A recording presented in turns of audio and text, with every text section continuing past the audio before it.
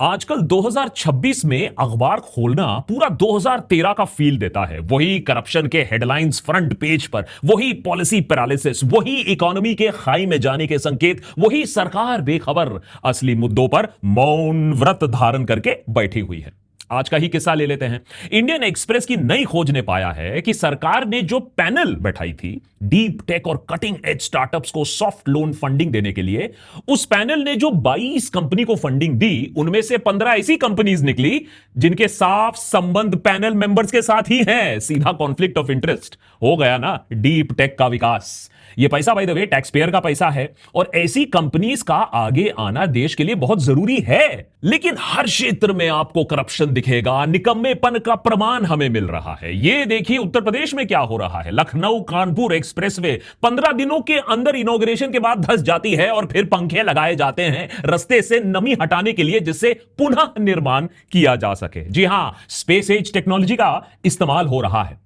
पिछले कुछ सालों से टीवी जब भी आपने खोला होगा, आपको बताया गया होगा कि हम दुनिया की सबसे तेज बढ़ने वाली इकोनॉमी है और $5 ट्रिलियन जीडीपी हम 2022 तक हासिल कर लेंगे। फिर कोविड आ गया, इकोनॉमी और भी फंस गई। सरकार ने कहा कोई बात नहीं, रुकावट के लिए खेद है। फिर 2024 का इलेक्शन आ गया, इकोनॉमी और आगे ना बढ़ पाई, सरकार पॉलिटिक्स में बिजी हो गई। सरकार ने कहा प्लीज वेट। अब यूएस ईरान युद्ध चल रहा है, सरकार बोल रही है $5 ट्रिलियन इकोनॉमी कैसे बना पाएंगे। और इस हफ्ते निर्मला ताई ने संसद में कहा कि $5 ट्रिलियन वाला सपना 2029 से पहले पूरा नहीं हो सकता। अब पता नहीं उससे पहले और कौन सी नई रुकावट आ जाए। थाम भाई एडिटर, बस समझ में आ गया। हां, $5 ट्रिलियन का सपना तो छोड़ो, आम इंसान की आमदनी इतनी कम हो गई है कि वर्ल्ड बैंक के मुताबिक हम अब भी लोअर मिडिल क्लास वाले देश में ही फंस चुके हैं। आज भी हम पाकिस्तान और केनिया की श्रेणी में आते हैं। मेक इन इंडिया इतना सफल हो चुका है कि छोटा सा वियतनाम अब हमसे एक्सपोर्ट्स, ग्लोबल एक्सपोर्ट्स में हमें मात दे रहा है। और सरकार रुपये को और ज्यादा गिरने से बचाने के लिए खरबों डॉलर खर्च कर रही है। पिछले कुछ दिनों में हमारी अर्थव्यवस्था से जुड़ी कुछ ऐसी रिपोर्ट सामने आई है कि अगर आप उन्हें एक साथ जोड़कर देखोगे, अगर क्रोनोलॉजी आप समझोगे, तो एक डरावनी छवि आपके सामने आती है। एक ऐसी कहानी जो आपको प्राइम टाइम डिबेट्स पर नहीं सुनाई देगी। एक ऐसी कहानी जहां हेडलाइंस और ग्राउंड रियलिटी एक दूसरे से बिल्कुल विपरीत है। और जब ये डरावनी कहानी, जब ये सच्चाई रस्तों पर फूटेगी, तब हम सोचेंगे इतना सारा आक्रोश आया कहां से। स्टूडेंट प्रोटेस्ट में पुलिस तक को समझ में नहीं आया कि इतने स्टूडेंट्स कहां से आ गए। हमने तो सब कुछ बंद कर दिया था, मेट्रो स्टेशन भी बंद कर दिया था। ये स्टूडेंट प्रोटेस्ट जो आपने कुछ दिनों पहले देखा, वो तो सिर्फ झांकी है, असली पिक्चर बाकी है मेरे दोस्त। और सबसे हैरान कर देने वाली बात यह है कि यह आर्थिक चेतावनी की अलार्म साफ सुनाई दे रही है। कम से कम जो बहरे नहीं है उनको सुनाई दे रही है। और यह डेटा किसी जॉर्ज सोरोस या किसी फॉरेन कॉन्स्पिरेसी का हिस्सा नहीं है। यह डेटा सरकारी है, क्रेडिबल एजेंसी से आता है। आरबीआई, आईएमएफ, वर्ल्ड बैंक का, दूसरी बड़ी फाइनेंशियल इंस्टीट्यूशंस के ऑफिशियल रिकॉर्ड से आता है। इसका इंपैक्ट सिर्फ देश पर नहीं पड़ेगा, मेरे पर, आप पर, आपके फैमिली पर, सब पर पड़ेगा। जरा देश की आईटी सेक्टर का हाल जान लेना, जो देश की एम्प्लॉयमेंट सिचुएशन अभी तक कुछ हद तक संभाले बैठी थी। वहां नौकरियों का जिस तरीके से सर्वनाश हो रहा है और उसका कोई उपाय किसी के पास नहीं है। इसीलिए देशभक्त के आज के वीडियो में सिर्फ आंकड़ों की बात करेंगे, नारों की बात नहीं करेंगे, फैक्ट्स की बात करेंगे। 2047 में क्या होने वाला है उसके बारे में बात नहीं करेंगे। इसमें अगर आपके सेंटिमेंट्स हर्ट हो जाएं तो सही, लेकिन हम यह देखेंगे कि मेक इन इंडिया के बावजूद मैन्युफैक्चरिंग सेक्टर में कैंसर ने कैसे उसको जकड़ लिया है, वो भी 4th स्टेज। जीएसटी के रिकॉर्ड कलेक्शन के पीछे असली सच्चाई क्या है। रुपये को डॉलर के मुकाबले सेंचुरी से बचाने के लिए सरकार कौन कौन से डेस्परेट कदम उठा रही है। फॉरेन इन्वेस्टर्स भारत से इतना दूर क्यों भाग रहे हैं। यूपीआई पर भी फी लगाने की बातें क्यों शुरू हो चुकी हैं। और सबसे बड़ा सवाल यह है कि क्या मजबूरी आ गई कि सरकार अपने एलआईसी के शेयर ओपन मार्केट में बेच रही है। मनमोहन सिंह का नरेंद्र मोदी ने बहुत मजाक उड़ाया, लेकिन अपने कार्यकाल के 15 साल बाद क्या मौन मोदी की सबसे बड़ी लेगेसी यही रहेगी कि देश की जो आर्थिक बट्टा है, इकोनॉमिक हालत है, उनके राज्य में, उनके निगरानी में बैठ गया। देश का इकोनॉमिक पहिया फट के हाथ में आ गया। Most powerful, fastest growing economy से क्या अगले 1-2 साल में हम slowest and most vulnerable economy बनने वाले हैं? और यह आग, याद रखिए, इसकी चपेट में सब आएंगे। यह आग आपके चौखट तक आएगी। इस पर कोई डिबेट और डिस्कशन नहीं है। जब देश की इकोनॉमी पर प्रेशर हो, जॉब सिक्योरिटी कम हो रही हो, महंगाई हर साल बढ़ रही हो, तो इसका सीधा असर मेरे और आपके मंथली बजट पर पड़ता है। ऐसी हालत में एक छोटी सी बीमारी या हॉस्पिटलाइजेशन लाखों का मेडिकल बिल खड़ा कर सकती है, आपके फाइनेंसेस को तबाह कर सकती है। और भगवान न करे कि आपके साथ कोई अनहोनी ना हो जाए, तो होम लोन्स, ईएमआई और घर की सारी फाइनेंशियल रिस्पॉन्सिबिलिटीज आपके फैमिली के कंधों पर आ जाती है। इसीलिए सिर्फ पैसा कमाना, बचाना, इन्वेस्ट करना काफी नहीं होता है। अपना पर्सनल फाइनेंशियल डिफेंस स्ट्रांग बनाना जरूरी है। हेल्थ इंश्योरेंस आपकी सेविंग को बड़े मेडिकल एक्सपेंसेस से प्रोटेक्ट करता है, जबकि टर्म इंश्योरेंस आपके ना होने पर आपकी फैमिली को फाइनेंशियल सपोर्ट देता है, ताकि आपके बाद भी उनकी फाइनेंशियल जरूरतों का ख्याल रखा जा सके। अच्छी बात यह है कि आज दोनों टर्म और हेल्थ कवर्स 400-500 रुपए महीने से शुरू होते हैं और आपको करोड़ों तक का कवरेज, फाइनेंशियल प्रोटेक्शन दे देते हैं प्लान और एलिजिबिलिटी के हिसाब से। याद रखिए, एज बढ़ने के साथ साथ इंश्योरेंस लेना महंगा हो सकता है। इसीलिए अगर अभी तक आपने अपना रिस्क कवर नहीं किया है, तो नीचे डिस्क्रिप्शन में दिए गए लिंक पर एक बार क्लिक करिए और जरूर इसे स्टडी करिए। देश की इकोनॉमी आपके कंट्रोल में नहीं है, लेकिन आपके घर की इकोनॉमी को सिक्योर करना आपके हाथ में है, आपकी जिम्मेदारी है। वर्ल्ड बैंक हर साल जुलाई के महीने में दुनिया भर के देशों को उनके पर कैपिटा इनकम के हिसाब से रैंक करती है, यानी देश के किसी नागरिक की औसतन एवरेज इनकम के हिसाब से। इस साल वियतनाम, फिलीपीन, श्रीलंका, माइक्रोनेशिया और जॉर्डन जैसे लोअर मिडिल इनकम देश ने अपर मिडिल इनकम देश के कैटेगरी में छलांग लगाई। मुबारका। इन सभी देशों ने अलग अलग तरीकों से इसको अचीव किया, माने अच्छे दिनों को अचीव किया। जैसे वियतनाम ने जबरदस्त एक्सपोर्ट ग्रोथ दिखाई, इतना कि इंडिया को टक्कर दे दिया, छोटा सा वियतनाम। फिलीपींस ने अपनी ओवरऑल इकोनॉमिक ग्रोथ से, श्रीलंका ने 2022 के बदतर फाइनेंशियल क्राइसिस से शानदार रिकवरी दिखाकर आज श्रीलंका की अवस्था हमसे ज्यादा अच्छी हो गई है पर कैपिटा इनकम के अकॉर्डिंग। अब वहीं अगर हम इंडिया की बात करें, तो the so called make in India, ease of doing business, vocal for local, startup India, sit down India, fastest growing major economy, इन सारे टैग्स, इन सब ढोल नगाड़े के बावजूद भारत पिछले 20 सालों से lower middle class income category में फंसा हुआ है। इस साल भी हमने आपको उसी दलदल में पाया। Lower middle class nation Pakistan, Kenya, Nigeria, Morocco के साथ। और ये कोई फर्जी रैंकिंग नहीं है। कुछ ही दिन पहले आईएमएफ यानी इंटरनेशनल मॉनिटरी फंड ने इंडिया को करीबन 150th रैंकिंग दी दुनिया भर में पर कैपिटा जीडीपी के हिसाब से, यानी हमारी औसतन आमदनी $2,813 है। हम बांग्लादेश से नीचे है जिनकी 2,900 से ऊपर है एवरेज इनकम। लेकिन गुड न्यूज भी है, हम केनिया से ऊपर है। जी हां, और इसमें अगर कोई बोले कि भाई हमारे देश की आबादी देख रहे हो, उनकी आबादी से कितनी ज्यादा है, ये तो एप्पल्स टू ऑरेंजेस वाला कंपैरिजन है, चॉक एंड चीज वाला है। तो हमसे भी बड़ी आबादी वाला चाइना ने लोअर मिडिल क्लास से अपर क्लास जाने में मात्र 13 साल लगाए थे। और बुरी खबर यह है कि अगर ऐसा ही चलता रहा, इसी रेट पर हम चलते रहे, तो इंडिया हमेशा के लिए ही lower middle class income nation के ट्रैप में फंस जाएगा। This is a reality today. और शायद अगर यह ऐसा हो जाए तो मोदी के लिए सबसे शर्मनाक बात होगी। उसकी लेगेसी इसी बात पर आधारित होगी कि इंडिया दलदल में ही फंसा रहा 15 साल ऑफ मोदी रूल के अंडर। मैं ऐसा क्यों कह रहा हूं? नहीं, मैंने ये तो काफी डार्क बात हो गई। ऐसे क्या आंकड़े हैं ये दिखाने के लिए, ऐसी एंटी नेशनल बातों को सपोर्ट करने के लिए। 2023 में इंडिया का नेट एफडीआई लगभग $28 बिलियन था, अब जो कि उतना भी अच्छा नंबर नहीं है, बट स्टिल रिस्पेक्टेबल। लेकिन अगले 2 सालों में ये नेट एफडीआई गिरकर कुछ समय के लिए $1 या $3 बिलियन के आसपास आ गया पूरे देश के लिए। सोचो, जितना पैसा इंडिया में आ रहा था, लगभग उतना ही पैसा विदेशी निवेशक बाहर खींच रहे थे। हाल ही का डेटा यह दिखाता है कि नेट एफडीआई अब थोड़ा सा बढ़कर $7 बिलियन के आसपास आ गया है। लेकिन अब सोचिए, फॉर कंपैरिजन, चाइना का नेट एफडीआई हमसे 10 गुना ज्यादा है। इंडिया के अर्थव्यवस्था में वो मोमेंटम वापस आता नहीं दिख रहा है जो कि एक फास्टेस्ट ग्रोइंग इकोनॉमी के लिए जरूरी होता है। इंडिया की जो ग्रोथ स्टोरी है, वो स्टोरी ज्यादा ग्रोथ कम बनती दिख रही है। यहां एक बात भी समझना जरूरी है कि असली एफडीआई सिर्फ स्टॉक मार्केट में निवेश वाला पैसा नहीं होता है। असली एफडीआई होता है फैक्ट्रीज का लगना, ऑफिसेज का खुलना, टेक्नोलॉजी का ट्रांसफर होना, लॉन्ग टर्म जॉब क्रिएशन होना। इसीलिए इकोनॉमिस्ट एफडीआई को इकोनॉमी स्टेबल रखने के लिए बहुत जरूरी मानते हैं।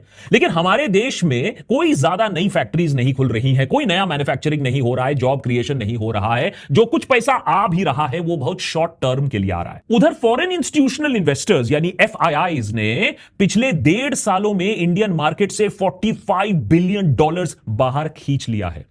हालांकि एफआईआई फ्लोज हर साल global interest rates, geopolitics, market valuation के हिसाब से बदलते रहते हैं, लेकिन इतना बड़ा कंसिस्टेंट आउटफ्लो भारत के कैपिटल मार्केट्स ने पहले कभी नहीं देखा था। हमारे देश का सिर्फ बिजनेसमैन बाहर पलायन नहीं कर रहा है, बल्कि पैसा भी भर भर कर देश से बाहर जा रहा है। और अगर ऐसा होता रहा तो देश में कुछ नया बनने के लिए कैपिटल बचेगा ही नहीं। हमारे प्रधान सेवक जो हर दूसरे सप्ताह विदेश घूमकर आते हैं, हर दूसरे देश से अवार्ड बटोर कर आते हैं, लेकिन इस सब का क्या मतलब अगर भारत में ये सारे देश निवेश ही ना कर रहे हो। अगर इंडिया को ग्लोबल इन्वेस्टमेंट डेस्टिनेशन बनाया जा रहा है और भारत की छवि दुनिया भर में इतनी अच्छी हो गई है, हमें लोग इतना रिस्पेक्ट करते हैं, तो ग्लोबल इन्वेस्टर का पैसा कहां है भाई? ये सब सिर्फ जुमलेबाजी में जी रहे हैं हम लोग। अभी हाल ही में निर्मला सीतारमण ने ऐलान किया कि अब भारत 2029 में $5 ट्रिलियन इकोनॉमी बन जाएगा।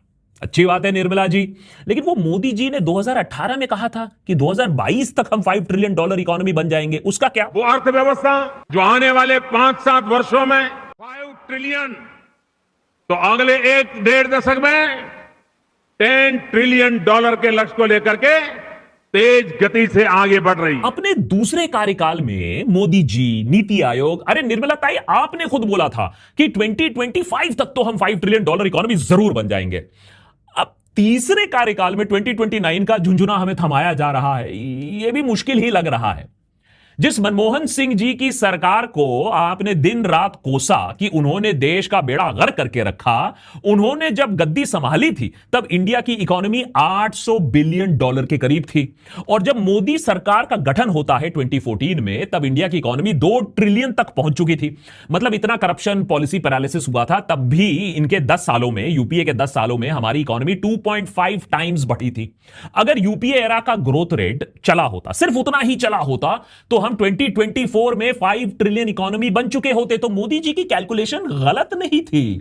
और यहां आपका तीसरा टर्म आधा खत्म होने वाला है और हमारी इकोनॉमी 2 ट्रिलियन से बढ़कर 4.15 ट्रिलियन तक पहुंच पाई है। बताओ ऐसे कैसे चलेगा मोदी जी? ऐसे हम बनेंगे विश्व गुरु?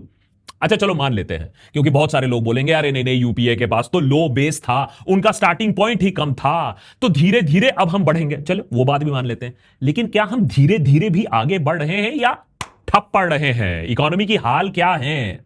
जुलाई महीने में seasonally adjusted HSBC India manufacturing purchasing managers index निकलती है, पीएमआई इंडेक्स निकलती है, उस पर नजर डालते हैं।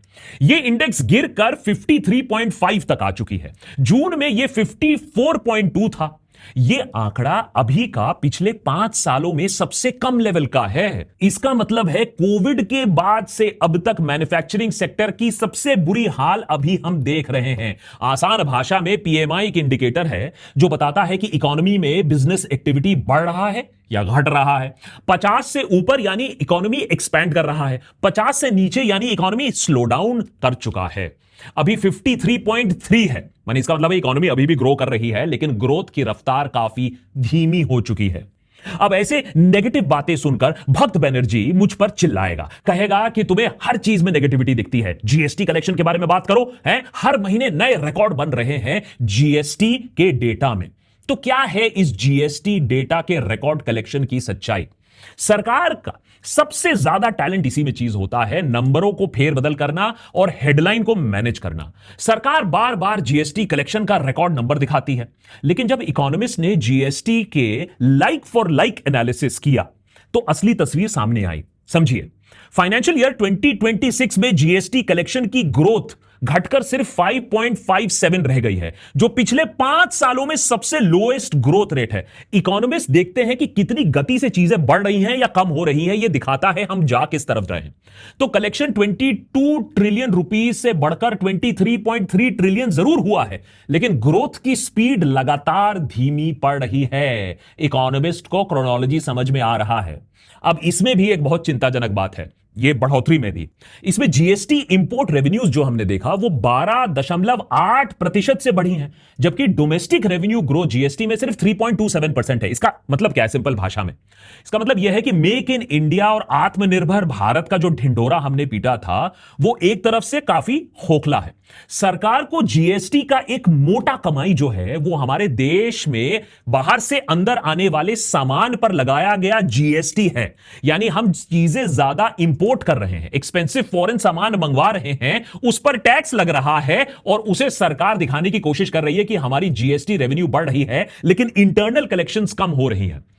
और एक्सपोर्ट्स के बारे में क्या ही कहें, जो पिछले 10 सालों में लार्जली स्टैग्नेंट रहे हैं। उधर चाइना जैसे दुश्मन से हम 100 बिलियन डॉलर का ट्रेड डेफिसिट बनाकर बैठे हैं, इसीलिए चाइना के बारे में चू तक नहीं निकलती है सरकार की तरफ से। और अगर सरकार सच में जीएसटी से इतना पैसा कमा रही है तो फिस्कल डेफिसिट की भी बात कर लेते हैं, क्योंकि सरकार का फिस्कल डेफिसिट पिछले 2 महीनों में 12 गुना बढ़ चुका है। फिस्कल डेफिसिट का मतलब है कि सरकार की कमाई उसके खर्चे से कम पड़ रही है। पिछले साल इसी सेम पीरियड में डेफिसिट था बजट एस्टिमेट का सिर्फ 0.8% और इस साल सिर्फ 2 महीनों में यह 1.62 ट्रिलियन रुपीस टच कर चुका है, जो अपने बजट एस्टिमेट का 9% से भी ज्यादा है। इसमें ऑब्वियसली यूएस ईरान युद्ध के कारण जो इंपैक्ट हुआ है उसके कारण से काफी नंबर इधर उधर हुए हैं, but could we have done better? क्या हम इन चीजों को बेहतर संभाल सकते थे? बिल्कुल संभाल सकते थे। समझाता हूं कैसे। यह बात सही है कि दुनिया में उथल पुथल चल रही है, लेकिन यह बात भी सही है कि बहुत सारे मार्केट्स अपने पीक पर भी चल रहे हैं। दुनिया में अस्थिरता है। लोग कहेंगे देखो इसके बावजूद हमारे फॉरेन एक्सचेंज रिजर्व्स कितने सॉलिड हैं, इसका सरकार काफी ज्यादा ढिंढोरा भी पीटती है। लेकिन यहां भी अगर आप आंकड़े देखो, फरवरी के महीने में हमारे फॉरेक्स रिजर्व्स 728 बिलियन के ऑल टाइम हाई पीक तक चली गई थी, लेकिन आज के टाइम पर यह 690 बिलियन तक आ गया है। हमारा गोल्ड रिजर्व 131 बिलियन से गिरकर 105 बिलियन के आसपास आ गया है। आरबीआई ने करीबन 9 billion dollar foreign exchange market में बेचे हैं, सब इसलिए ताकि रुपए के गिरावट को थोड़ा सा रोका जा सके, हम डॉलर के प्रति सेंचुरी ना बना ले। मोदी सरकार आने से पहले $1 के हिसाब से रुपया 64 के आसपास था। आज 95 टू द डॉलर पर हम बैठे हैं, जिस पर निर्मला सीतारमण जी ने कहा था कि रुपया को कोई प्रॉब्लम नहीं है, ये तो डॉलर है, रिजर्व करेंसी है, उसके सामने बस हम डेप्रिशिएट कर रहे हैं, बाकी सब चंगा सी है। ताई का यह झूठ भी पकड़ा गया जब 2025 में रुपया एशिया का वर्स्ट परफॉर्मिंग करेंसी बन गया। अरे हम तो पाकिस्तान के सामने, उसके रुपया के सामने भी कमजोर पड़ गए थे। 2026 में भी वीकेस्ट करेंसी के दावेदार इन एशिया अभी भी हम कोशिश कर रहे हैं। चलो, निर्मला ताई ने डॉलर के प्रति कमजोर वाली बात तो मानी, लेकिन मोदी जी ये बात भी मानेंगे या नहीं मानेंगे? कैसे नहीं होता मित्रों, मैं शासन में बैठा हूं, मुझे मालूम है इस प्रकार से रुपया इतनी तेजी से गिर नहीं सकता। अरे ये नेपाल का रुपया नहीं गिरता है, बांग्लादेश की करेंसी नहीं गिरती है, पाकिस्तान की करेंसी नहीं गिरती, श्रीलंका की करेंसी नहीं गिरती, क्या कारण है हिंदुस्तान का रुपया पतला होता जा रहा है? कहां गए वो तेज धार चीफ मिनिस्टर मोदी? ये अपने आप में खोज का एक विषय है, इस पर एक और टॉपिक कभी बनाएंगे, एपिसोड बनाएंगे। अब तो बॉलीवुड के सेलिब्रिटीज भी मुंह पर फेविकॉल लगाकर चुप बैठ गए हैं। पहले रुपया के गिरावट पर ट्वीट आते थे, आज 95 पर बैठे हुए हैं, लेकिन सारे के सारे बड़े जो बॉलीवुड स्टार्स हैं मौन व्रत धरकर बैठे हैं। फॉरेन इन्वेस्टर्स को रोकने के लिए, डॉलर्स बचाने के लिए फाइनेंस मिनिस्ट्री और आरबीआई ने अब बहुत डेस्परेट स्टेप लिया है। जून के शुरुआती दिनों में हमारे सरकार ने government securities, G-sec government bonds market में इशू किए। हमें एक मिनी टैक्स हेवन बना दिया गया ताकि फॉरेन पोर्टफोलियो इन्वेस्टर्स इंडिया में आए, अपने डॉलर्स को लेकर आए। फॉरेन पोर्टफोलियो इन्वेस्टर्स के लिए इंटरेस्ट इनकम पर 20% का सीधा जो टैक्स था उसे नील कर दिया गया। शॉर्ट टर्म कैपिटल गेन्स पर जो 30% और लॉन्ग टर्म कैपिटल गेन्स पर जो 12%, 5% का टैक्स था, उसे भी पूरी तरीके से अबॉलिश कर दिया। पूरे लड्डू वाली थाली सजा दी गई ताकि फॉरेन पोर्टफोलियो इन्वेस्टर्स आए, बॉन्ड्स खरीदे, उनके डॉलर से हमारा फॉरेक्स बचे और रुपया का गिरना थोड़ा सा रुक जाए। लेकिन पिछले हफ्ते ब्लूमबर्ग इंडेक्स सर्विस ने इंडिया गवर्नमेंट बॉन्ड्स को अपने ग्लोबल एग्रीगेट इंडेक्स में शामिल करने के से अभी फैसला को टाल दिया। उनका सीधा कहना है कि हां, सरकार ने प्रोग्रेस दिखाया है, लेकिन अभी उनको पूरा भरोसा नहीं है इसे अपने इंडेक्स, ग्लोबल इंडेक्स में इंक्लूड करने के लिए। हमें लॉन्ग टर्म ऑपरेशनल स्टेबिलिटी अभी देखना है, हमें और सबूत चाहिए। तो सवाल यह है कि जब फॉरेन कैपिटल का आउटफ्लो उम्मीद के मुताबिक ना हो रहा हो, रेवेन्यू पर प्रेशर हो, तब सरकार के पास ऑप्शन क्या बचता है? ऐसे वक्त में सरकार अपने एसेट मोनेटाइजेशन ही कर पाता है। सरकार अपनी हिस्सेदारी ओपन मार्केट में बेचने पर आ जाता है। और शायद इसीलिए अभी सरकार ने ऐलान किया है कि वो LIC में अपना 6.54 हिस्सेदारी ऑफर फॉर सेल या OFS के जरिए बेचेगा। सरकार इस प्रक्रिया से अबाउट 30,000 करोड़ कमाना चाहती है।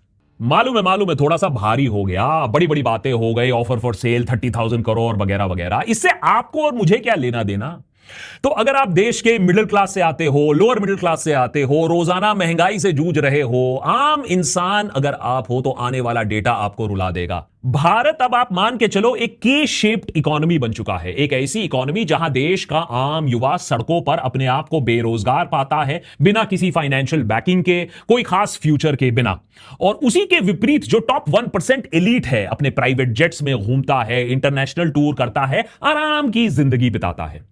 वर्ल्ड इनइक्वालिटी डेटाबेस के एक स्टडी के मुताबिक 2022-2023 में ही इंडिया की टॉप 1% आबादी के पास देश का लगभग 23% पैसा जमा हो गया था। और अगर आप 10% की बात करें तो उन्होंने 60% देश का इनकम उस पर कब्जा जमा कर बैठे हैं। वही देश की आधी आबादी, माने नीचे का 50% का तबका, उनके पास 15% मात्र देश का धन है। डेटा के मुताबिक इस समय भारत में 1922 जैसी अमीरी और गरीबी में फासला है।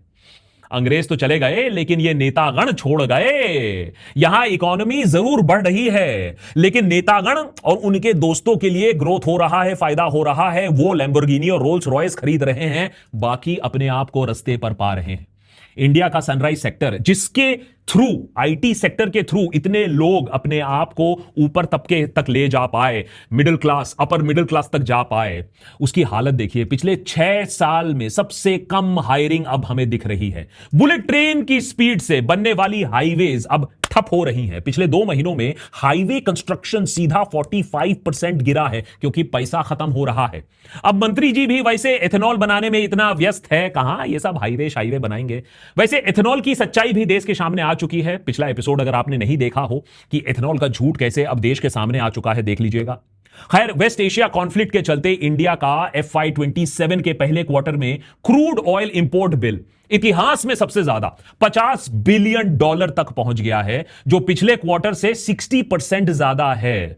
और जैसा कि हम जानते हैं, गिरता रुपया, महंगा होता हुआ तेल सीधा इन्फ्लेशन पर अटैक करता है। वही इन्फ्लेशन जिसे हम झेलते आए हैं। इंडियंस का आज नेट हाउस होल्ड सेविंग पिछले 50 सालों में सबसे नीचे स्तर पर गिर गया है।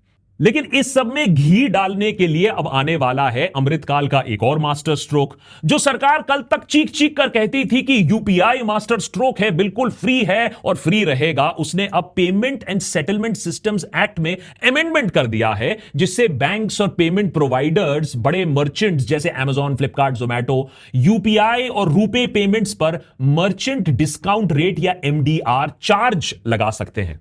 अब सरकार का कहना है कि यह चार्ज सिर्फ उन मर्चेंट्स पर लगेगा जिनका एनुअल टर्नओवर 50 करोड़ से ज्यादा है। रीजन दिया गया है कि इतना बड़ा डिजिटल पेमेंट नेटवर्क है, फ्री में थोड़ी ना चल सकता है। लेकिन असली सवाल यही आता है कि अगर Amazon, जोमैटो, उस पर UPI ट्रांजैक्शन पर 1 से 3% MDR उनको देना पड़ेगा, तो क्या वो पैसा अपनी जेब से निकालेंगे? बिल्कुल नहीं। अरे आम सी कॉमन सेंस की बात है कि ये cost delivery charges, platform fee, product, इस सब में छुपा दिया जाएगा। रिकवरी आपसे और मुझसे ही की जाएगी। यानी नाम मर्चेंट का रहेगा, लेकिन बिल आखिर आम आदमी ही पे करेगा। देशभक्त के रेगुलर व्यूअर्स जानते हैं कि हमने स्टूडेंट डिस्ट्रेस के बारे में भी सालों से बात किया हुआ है, और इकोनॉमिक डिस्ट्रेस जो आने वाला है उसके बारे में भी काफी चेतावनी हमने दी है। तो इसका क्या मतलब है? Is there no hope left? चीजें बदल सकती हैं, अभी भी बदल सकती हैं, लेकिन सबसे पहले कॉन्वर्सेशन को बदलना होगा। सबसे जरूरी बात यह है कि इकोनॉमी स्लोगन से नहीं चलता है, आशाओं से नहीं चलता है, प्रण लेने से नहीं चलता है, नंबर से चलता है। इसीलिए हेडलाइंस पर नहीं, डेटा पर भरोसा करो, सवाल पूछो, क्योंकि डेमोक्रेसी में सबसे बड़ा देशभक्त वही होता है जो सरकार से जवाब मांगता है। चुप बैठने वाला देशभक्त नहीं होता है। चीजें बदल सकती हैं, लेकिन सबसे पहले कॉन्वर्सेशन बदलना होगा। कॉन्वर्सेशन इकोनॉमी पर होना होगा, सैलरी पर होना होगा, जॉब्स पर होना होगा, एआई पर होना होगा, सेविंग पर होना होगा। लेकिन अभी दिक्कत यह है कि मेन स्ट्रीम मीडिया के चलते जिस तरीके से कॉन्वर्सेशन ही मंदिर, मस्जिद, अकबर, बाबर, बीरबल, उसमर ही फंस गया है, तो सरकार की कोई अकाउंटेबिलिटी तो है नहीं, कोई जवाबदेही तो है नहीं। अभी जवाबदेही बनी तो एक मंत्री को इस्तीफा देना पड़ा।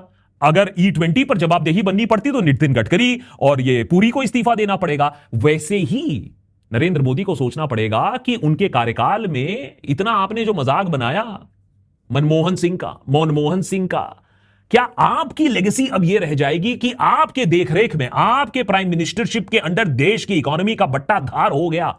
क्योंकि यह बात आप गारंटी लेकर ले लीजिए कि अगर कोई ड्रामेटिक चेंज नहीं आया सरकार की तरफ से, जिस तरीके के स्टूडेंट प्रोटेस्ट आपने देखे हैं, अभी आपको इकोनॉमिक प्रोटेस्ट दिखने बाकी हैं।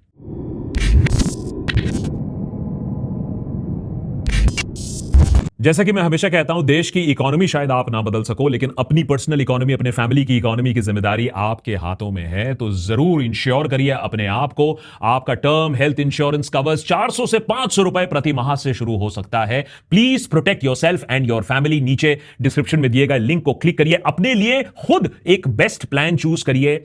इकोनॉमिक इंस्टेबिलिटी के टाइम पर अपने आप को फाइनेंशियली सेफ रखना बहुत जरूरी है। Many thanks for watching, more episodes coming up.